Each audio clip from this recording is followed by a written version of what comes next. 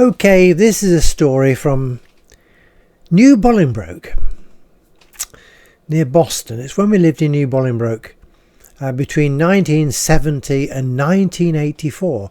So this is a story probably from very early 1980s.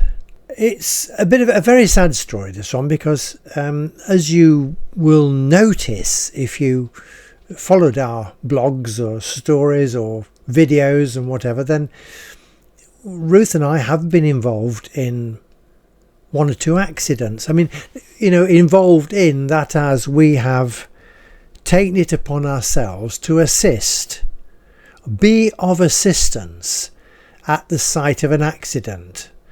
And both of us earnestly believe that, if you are a witness to an accident, then it is within your ability to help, then you should help. So we do. Unfortunately, this one of the people involved in the accident did die. I have wondered whether I should tell you this story. It's several years now since it happened, and I wouldn't think the other people are still alive. 45 years ago. A long time, isn't it? We lived in a very nice house on just as you're driving out of New Bolingbroke, going north. It's on a road called the 7 Mile Straight. It runs from Frithville to Revesby, and it goes for 7 miles without a kink. It's totally straight. Not a bend, not a kink, not a deviation at all. It's not a terribly good road. It's a fen road. But it runs for 7 miles, dead straight. And at one time, a lot of the tanker lorries coming out of Humberside, refueling petrol stations and things, did use this road a lot, because if you're coming down from Horncastle, they used to come down Caister High Street, which is a road across the top of the Wolds into Horncastle, and then they'd take the Horncastle road to Boston, which is this road. And it was often better for them a little bit further west than if they were using the A16. And we used to have a lot of petrol tankers coming down that road. Anyway, this was I think a Sunday afternoon. And it's a strange story, this. It's an accident that really shouldn't have happened. But coming south, there were two vehicles driving south and entering the village. One was a Reliant Robin saloon, a plastic three-wheeler. And it was tootling along quite steadily, entering the village. And behind it was something like a Vauxhall Nova. Not a very, I can't remember exactly the model of the car, but I think it was like a Vauxhall Nova. It wasn't a very big saloon, and it wasn't travelling particularly fast. But it was metal, it was stronger than the Reliant Robin. And just before they approached our house, I don't know why, but evidently, from what I can gather, this is from the driver of the Vauxhall, the car following, then the Reliant just swerved a little bit towards the centre of the road. Vauxhall was overtaking, and this as it was overtaking, the Reliant swerved into it. The Vauxhall took the driver's door off and consequently pushed the Reliant into the side of the road, and it actually came to a stop right in our gateway at Ivy House. So the Reliant Robin had the driver's door sheared off. Low speed, low impact, but it didn't take a lot of doing. They weren't ever so strong. And the Vauxhall car, if it was a Vauxhall, it pulled up just in front.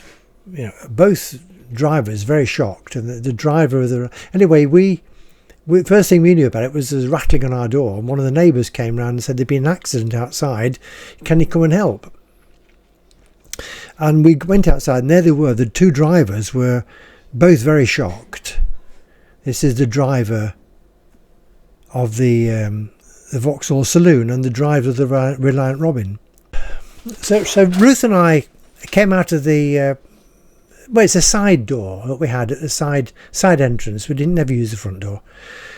The side entrance to the house, and we came and there was these two cars, and the Reliant Robin was parked up right on the verge, and the other little car was in front of it. So we got the story from the lady, and the driver of the Reliant was pacing about, and in the Reliant was his wife in the front passenger seat.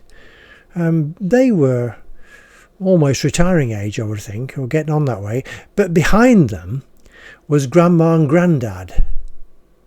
Now they were well retired. I mean, I would think they were 70s anyway. And you could see they were very perturbed. You could see they were upset, obviously upset, but they were stuck in the back of this little car. So anyway, I went into the house straight away and phoned up the emergency services and asked for an ambulance. I said, there's been an accident. It doesn't appear that there's anybody, seriously hurt at the moment, but they do need medical assistance. They're both all very shocked by this accident. The door ripped off the car and whatever, and so we need medical assistance. Left it at that.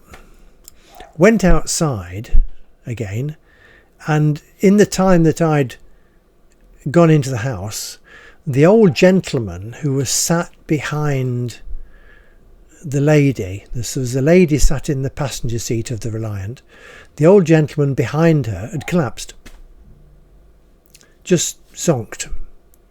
So Ruth and I Ruth was getting the lady out of the car so we can actually get at the old chap. I don't know how on earth we got him out. Anyway, we got the old chap out from the back and laid him on the front seats. How on earth we managed that? He's quite a big chap. And Ruth started doing heart massage. So I ran back to the phone again. There's nobody else about who was, really with it sufficiently for me to rely on to say, right, go and get on the phone and tell them we want an ambulance and a medical assistance urgently now.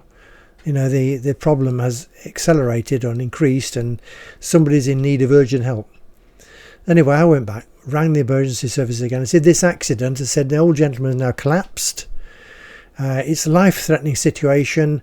Can you get the ambulance to us quicker, or is there a lives doctor? In South Lincolnshire, they had lives doctors, which is a local GP who had radio contact to emergency services and carried in his car sufficient equipment to be of assistance in case of emergency. A bit like a paramedic, but it is a local doctor, GP. I said, can you get us a lives doctor? Because this is really serious now. And I went back, and Ruth was trying to do heart massage on this chap. I mean, he's a big chap, and she was he was inside the little car. I mean, inside a Reliant Robin, there's not a lot of room. It's easy at my side because there's no door. And she was trying to give him heart massage. Well, I started doing mouth to mouth with him. So very difficult to blow his chest up. I mean, so she laid off the heart massage a bit, and I started doing mouth to mouth, see if I could blow some air into his lungs. But he wasn't looking good, and by now he was going blue. His lips were blue, which isn't a good sign. So anyway, we continued, and Ruth was doing the heart massage, and with me doing mouth to mouth. She'd do 2-3 presses, and I would do 2-3 blows, and then she'd do 2-3 presses. Give her a chance to get her strength back, because it takes some doing, especially when you're in an enclosed space and you can't actually get right on top of the patient, and actually press down hard, which you need to do. And we kept going until, in fact, the lives doctor came, and it was the GP who lived up the road at Carrington, and he'd got the call, and he'd come, It was before anybody else. The police and ambulance were a long way behind him. I mean, we were 10, 12 miles from Boston, which was the nearest ambulance station, which is half an hour, 20 minutes, half an hour at best of times. And he was only just up the road, so he was actually with us in just a few minutes. Anyway, unfortunately, I stopped and Ruth stopped, and he said, well, you know, you might as well, because you can't do any more for him because he's dead. There was no sign of life at all, unfortunately. Well, then the ambulance came, fortunately, and we managed to get the old lady out of the car, because it was her husband, and she was just sat behind him. You know, she was, Reliant Robin isn't very big, and she was sat in the seat probably 18 inches away from where we were doing this. She was watching us doing this on her husband.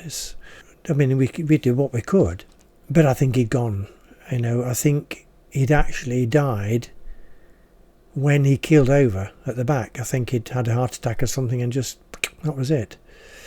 But you have to do something, don't you? So anyway, we got her out the car, and because this old gent had been certified dead at the scene, then he couldn't go in the ambulance. He had to wait for the mortuary van. The old lady and the younger couple, you know, the driver and his wife from the Reliant Robin, went in the ambulance. The lady from the Vauxhall, if it was a Vauxhall, I mean, she eventually drove home. A lot younger lady. It wasn't her fault. It's one of those things, isn't it? You know, maybe, you know, just a moment's inattention or something, but they just collided in the middle of the road. So there we are. And we got a blanket out and covered the old gentleman up and pushed the Reliant Robin into our driveway, and left it there. Not much you can do, really. And then later in the day, the coroner's van came and took him away. So that was it. We had a French girl staying with us at the time. We had these French students who used to come part of a language course. Normally girls, because Helen, was, obviously our daughter, was female, and so it was company for her, and she was going to help pick up some French language skills from the girls, and we had a couple each year for several years, for 3-4 weeks, something like that. And they were doing language learning. I think it's probably during school holidays they came. Yeah, it must have been. Anyway, there we are. So that was an incident at New Bolingbroke, in front of our house, where we tried to help as much as we could. But it's just one of those circumstances where the accident resulted in the old gentleman dying. Now, I never did find out who they were, but eventually there's someone came and took the car away, the Reliant Robin. So I want to ask you if you like the story, because it's not one of the things you like, is it? But it's another true story. It's a rum life. That's what I call all my stories. And the more I tell you them, the more it is, isn't it? Like it if you do. Subscribe to the channel, which is a big help to help us to grow the channel. And then if you want to look at other things that we've written, this is part of, I'm pretty sure it's in the book, Ivy House Tales, 1970 to 1984. I'm pretty sure this story is in that. And I'm pretty sure it's there as a audio blog as well on Buzzsprout. So have a look at the website, books to download. It's a Rum Life books, picture story books, books for children, and the audio blogs. Thanks for being with us. Until the next time, cheerio.